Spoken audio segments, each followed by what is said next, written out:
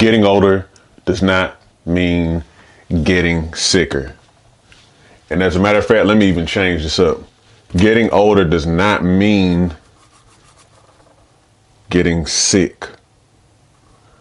This is another myth that I am going to hopefully bust in your mind, dispel all the above, so that you can focus on walking out the healthy, abundant life that I believe that Jesus actually intended for us all along, that God intended for us all along. Now, typically in our society, we equate getting older with getting, sick, taking medications, all of this kind of stuff. We figure at some point, the body's not quite the same and we're going to need blood pressure medication, cholesterol medication. We might need to take something for diabetes. We may need to, take anti-inflammatories for our painful joints. All of these types of things. This is not true. So let's go Bible on you for a bit. So, the story of Moses when he ended up not being able to take the people into the promised land, but God allowed him to look at the promised land from the mountain and see what the people were going to be moving into after he died. He was old. I think he was, if I'm not mistaken, 110 or somewhere around there. I can't remember exactly. I probably should have looked it up. But my point is, one thing that is clear is that it says that he was still strong and his eyesight was not dim. He was still good. Think about this. He was actually able to climb a mountain at over 100 years old. Okay? There's the story I mentioned recently about Caleb, one of the two who, when the Israelites first were presented the opportunity to go into the promised land, he was one of the two spies that came back and was like, hey, yeah, it's some people there, but we can take them. But then everybody was prevented. They were held back for 40 years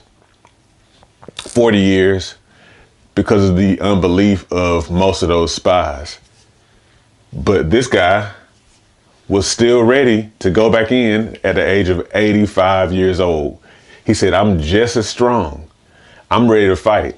I'm still ready to fight. I'm just as strong, just as ready as I was back when we first talked about doing this 40 years ago. Okay. But now I know those are Bible examples and whatnot, and that was thousands of years ago. But if you go online today, you can easily find examples of people who are, in our eyes, very old, but they are thriving. One person you may or may not have heard of is Ernestine Shepherd. It's a lady who, when she was 75, maybe, she won the Guinness Book of World Records record for being the oldest female bodybuilder. She is, if I'm not mistaken, 89 now, or somewhere close to that. She's still going. She's still getting up in the morning and running, I think, a couple of miles. She's still lifting weights. She looks great. She looks great.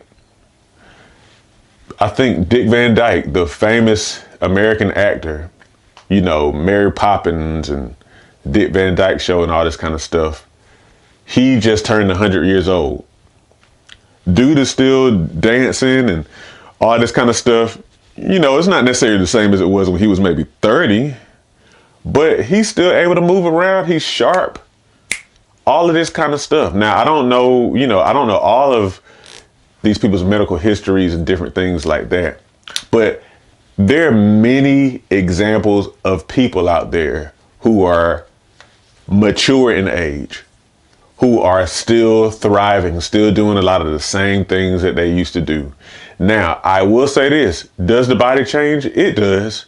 It does. And I'd even acknowledge that here at 40, in some ways, I can tell that it's different from 25. I can tell. But at the same time, I feel just as fast as I was before. I can jump as high as I did. I know I can because I do what you call plyometric exercise, where you jump on boxes and stuff, and I can do that just as well. I am way stronger than I was at 25, way stronger. I am a witness that even though my body has changed in some ways, there's some ways that my body has actually improved. Okay. So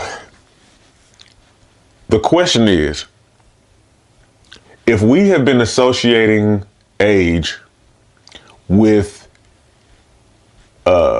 poor and increasingly poor health, yet there are a subset of people who continue to experience great health.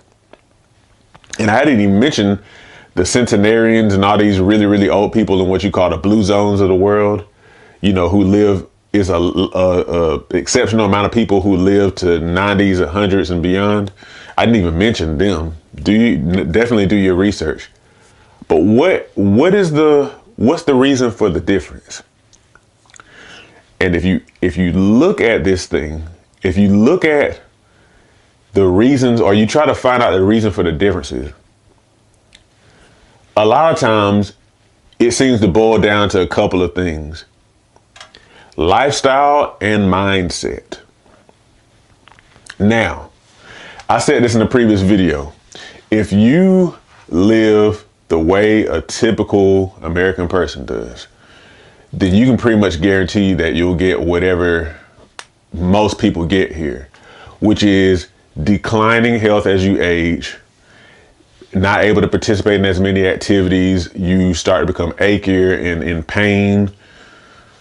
All of these kind of things, even in the church, as we say, you know, Jesus came that we might have life and have it more abundantly, our reality physically ends up not being that because of the fact that we follow after the lifestyle of most here in this country, the standard American diet, the sedentary lifestyle, the stress, all of that kind of stuff. If we just kind of do the default, the status quo, we're going to get the status quo result. We're very likely going to become a statistic. However, the thing that Lord knows I'm really trying to drive here on this channel is that if we will determine within ourselves, one, that we actually believe that just because we get older doesn't mean that we're supposed to get sick. So in other words, we change our mind about that. But then two, we're willing to put in the work. We're willing to live a non-typical lifestyle. Non-typical meaning it's not the status quo. It's not like everybody else. We're willing to put in the work and live a lifestyle that is conducive to health, and we will see different results. It brings to my mind another topic for another video. I'll just kind of hold what I have to say on that. But a very famous artist when I was a kid, she was not too much older than me. Her name, you may know, Aaliyah. She's famous for a song she had where she said, "Age ain't nothing but a number." And, you know, that's kind of catchy and everything. Now I'm like, yeah, that is absolutely true. Age is nothing but a number unless you make it more than that. But what I want to drive to you, the point I want to drive for you to hear is older is not synonymous with sick. It is not synonymous with that. It's just the way that we tend to go in this society if we live the standard American lifestyle, if we eat the standard American diet. If you're willing to believe something different and you're willing to live a different lifestyle, to do the work, you can experience great, abundant health. You can experience that. So don't do that whole age thing. I encourage you that. I encourage you toward that. Don't accept that, sickness is your lot. Okay. So anyway, I have more things to say on other topics, but I'll save that for another video. Let me know what you thought about this one. If you have anything to share, brings anything to your mind about age and health, put it in the comments. Thank you for watching.